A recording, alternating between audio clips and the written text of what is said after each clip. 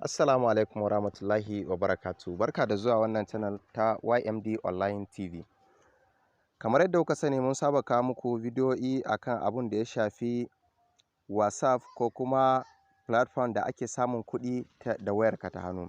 To a yau mun kawo muku wani update ne akan WhatsApp, musamman ta hanyar da zaka bi ka fassara wani yare zuwa wani yare ta cikin WhatsApp naka, ta yadda zaka ga an turo maka da rubutu hakan nan da wani yare da yawa.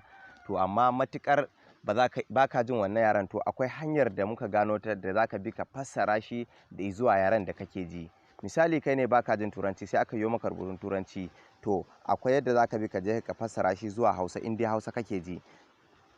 Kar ka manta dan uwa, in dai wannan shine farkon zuwan ka channel namu, ka danna mana subscribe, kana ka danna alamar kararrawa domin samun sabbin shirye-shiryen mu da zarar mun dora. Kai tsaye ba tare da bata lokaci ba, mu je cikin WhatsApp namu domin na gwada mana yadda ake fassara wani yare zuwa wani yare. Yanzu mu tafi kamar haka. Gashi nan na shiga WhatsApp nawa, gashi nan ya bude mun kamar haka. To yadda ya bude mun kamar haka shine zan tafi. Yanzu zan samu kan number da zan je na gwada mana wannan misali din. Gashi nan kamar haka, yanzu yadda na shiga nan gurin kamar haka, za ka yi taɓa inda ake yi rubutun nan kamar haka. Idan dai ya buɗe maka, yana buɗewa idan ka zo gefe hannunka na dama za ka ga wasu dots guda uku hakan nan, wasu ɗigo guda uku a gefe hannunka na dama. Kana taɓa su zai buɗe maka gu kamar haka. Za ka ga wasu box guda 6. To box guda 6 nan a bidiyoyinmu na gaba duk za mu kawo muku yadda suke. To yanzu za mu yi amfani ne da wannan da kuke gani wanda aka rubuta translate din nan. Idan ka taɓa shi kamar haka, kana taɓa shi zai buɗe ma guri space kamar haka, space ɗin da za ka rubutu kashi biyu, space ɗin da za ka rubutu inda message ɗin yake nan ne zai rinka fassara maka, nan kuma rubutun da za ka yi. Gashi na yanzu kamar haka, yanzu muna kan English ne. Misali yanzu idan na rubuta how, kaga ya rubuta da Hausa yaya.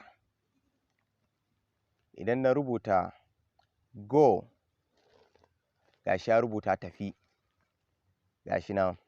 To idan kuma kana so ka canza shi, misali Hausan ta dawo gefen nan, Turancin ya dawo gefen nan, kawai kai tsaye kawai zaka taɓa wannan arrow guda biyu na tsakiyar nan. Da ka taɓa haka, kana taɓa su hakan nan, shikenan kawai ya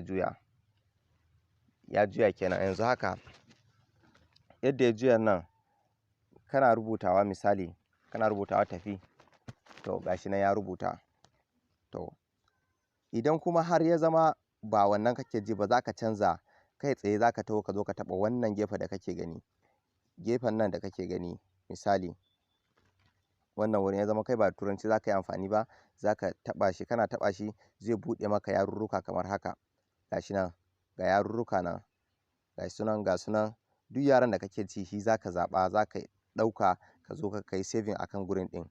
Gashi nan kamar haka, yarurruka ne da yawa ga sunan. Kana zuwa duk yaren da ka zaɓa zai zo ya tsaya a nan.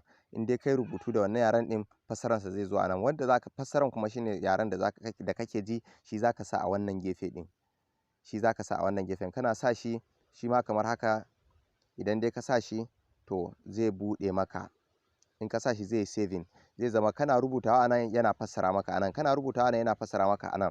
Dalilin da ya sa muka kawo wannan bidiyo ɗin shine wasu da dama zaka tara suna amfani da WhatsApp, da zarar wani ya ɗau number su ya musu magana da wani yare, to zaka tara ba sa gane wannan yaren ɗin, musamman da turanci ake yawan turo wa mutane haka. To zaka tara wani baya ji turanci, to Hausa kaɗai yake ji, amma kuma ba zai iya fassara shi da Hausan ba, sai dai kawai daga ƙarshe ya bar wannan saƙon ɗin. Wanda wani kuma alkhairi ne ake bibiyan ka da shi, musamman wanda ake so su yi wani aiki domin a biya su, shine. Yawwa duka da haka muka zo ƙarshen wannan darasi namu, sai kuma darasi na gaba idan Allah ya kai mu. Sannan muna roƙon da ku danna mana subscribe, ku danna alamar ƙararrawa domin samun sabbin shirye-shiryenmu da zarar mun ɗora. Kana ku danna mana like, sannan kuma na share dukkan social media da kuke amfani da shi domin kowa ya amfana. Na gode.